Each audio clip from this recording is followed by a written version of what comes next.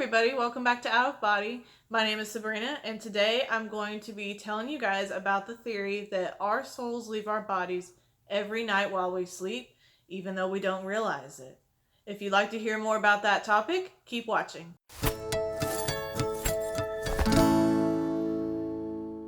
So for those of you who are completely new to this topic, I just want to give some quick general information on this. So basically what I'm talking about is that every night when we sleep, after we fall asleep, our souls actually rise up out of our bodies and either float around the room that we're in or go and travel the astral planes or other dimensions and things like that. That's basically what I'm talking about. Our souls are connected to our bodies until we die. Our souls are connected via what people call a silver cord. So to start out, I will say that this is not a new finding or a new concept. It's actually something that's been taught through a few religions throughout history.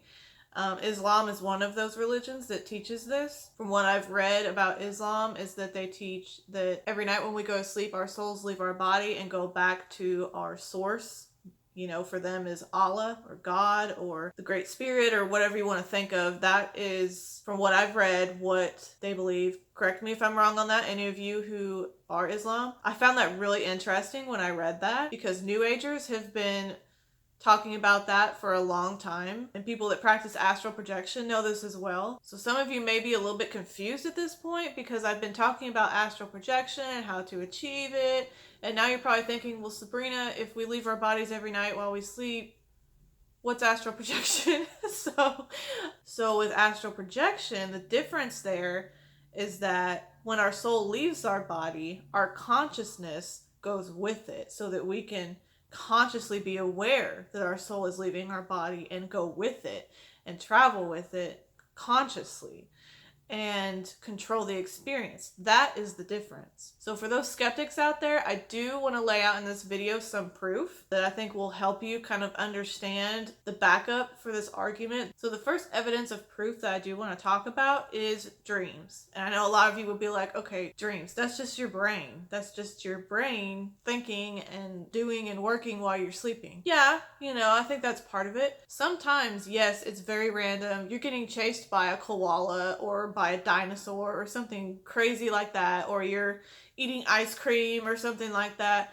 Yeah, I think certain things like that, our brain is kind of just processing what's been happening in our lives or processing what's happening with our bodies at the time. If you're hungry, then, your brain will kind of respond to that and you'll get images of that. I do agree with that. I would say in those instances, it could be likely that your soul is still in your room, just kind of floating around. But some dreams that people have kind of point towards proof that our souls possibly do leave our bodies while we sleep.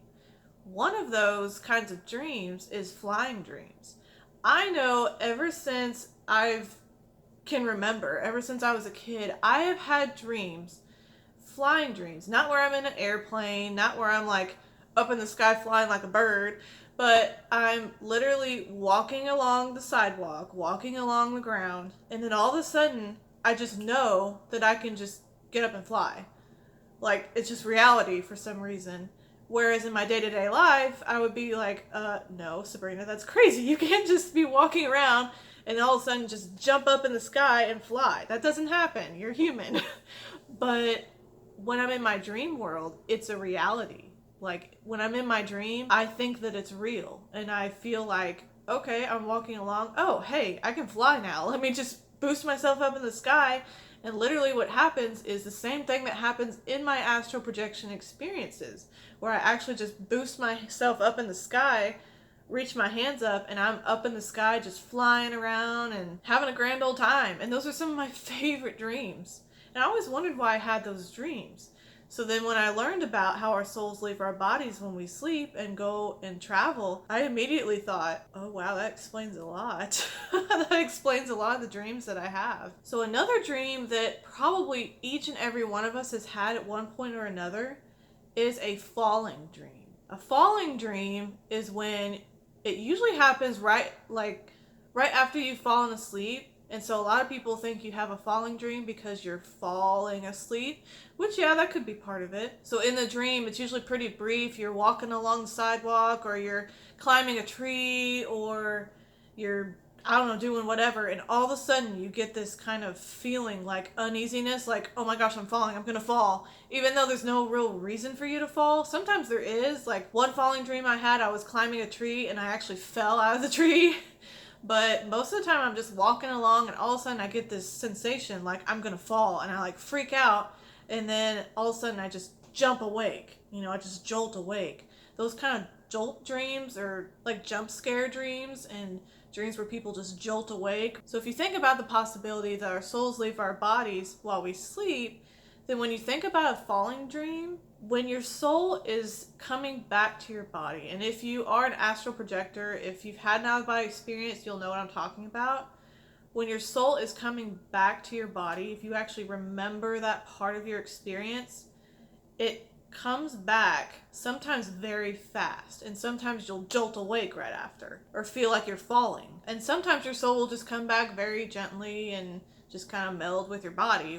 That's what's happened to me a couple of times. But there have been times where I had an out-of-body experience, and then when I came back to my body, I snapped back so fast that I felt that falling sensation, and then I jolted awake. I think it could be that when we have those falling dreams, it's because for whatever reason, our soul is coming back to our body, and as it's coming back, it's communicating with our brain, and our brain recognizes that your essence is like lowering down, and so then your brain communicates that and translates that as, oh, I'm falling.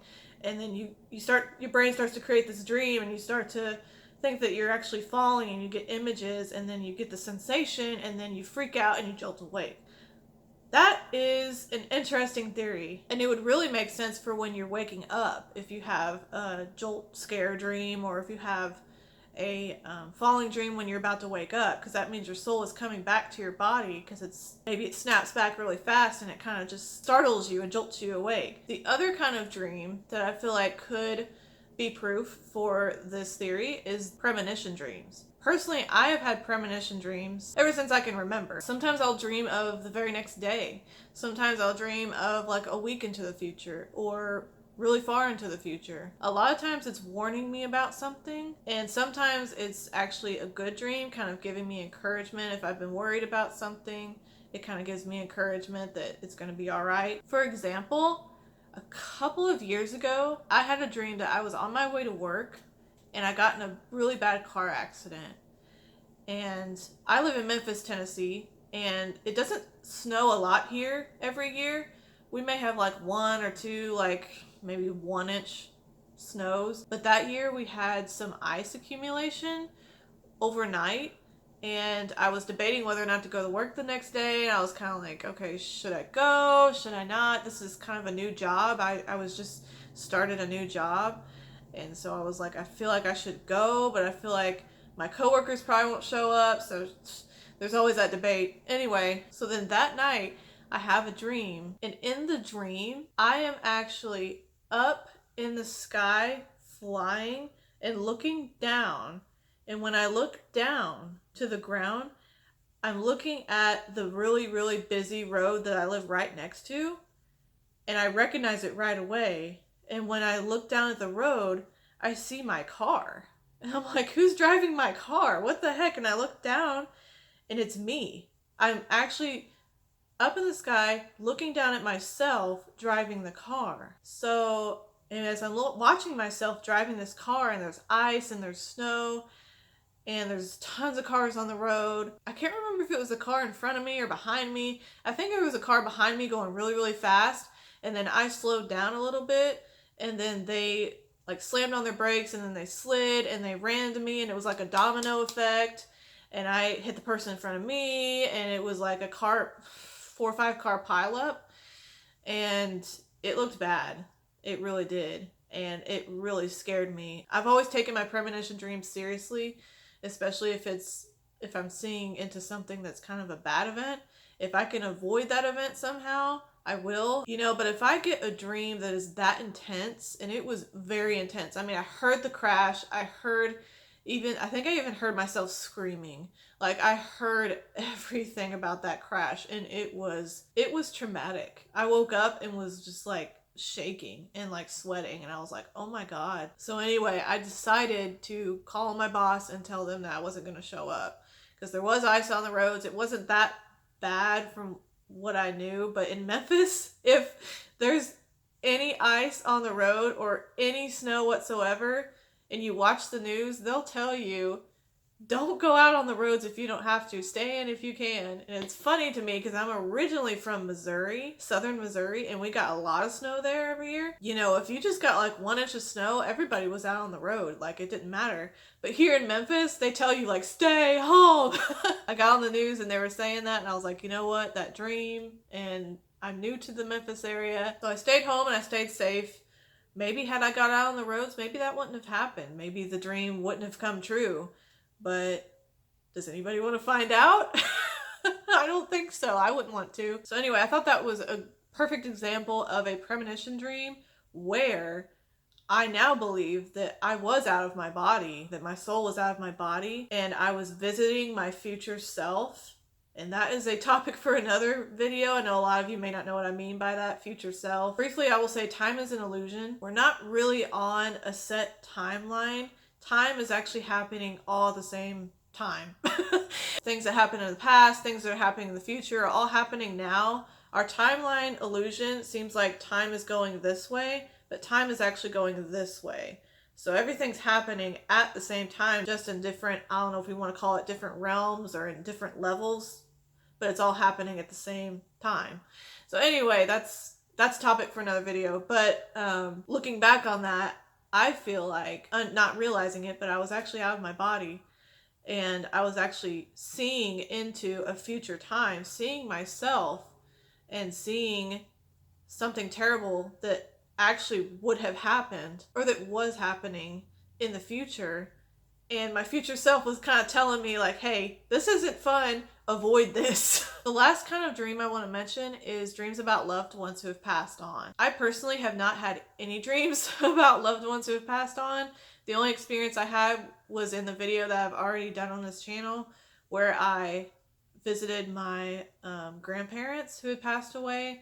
And that was actually an out-of-body experience. That wasn't a dream. But I've heard of other people having lots of dreams of their loved ones who have passed away. Even though I haven't really experienced that, I still feel like that could be another thing that's kind of proof that our souls leave our bodies when we sleep, because I feel like if there's someone that you're really missing and someone that you've lost that you just really want to say hello to or just embrace them one last time, I think it could be that when we sleep, if our soul is yearning for that person, that we will go to them if they want us to, or that they might come to us. That's possible too.